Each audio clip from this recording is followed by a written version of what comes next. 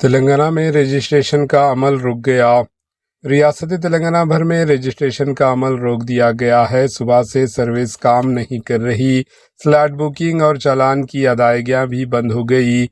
इस वजह से सब रजिस्टर ऑफिसेज के पास सार्फिन को मुश्किलात का सामना करना पड़ रहा है।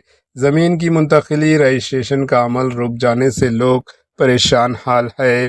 Bureau report, AHN news.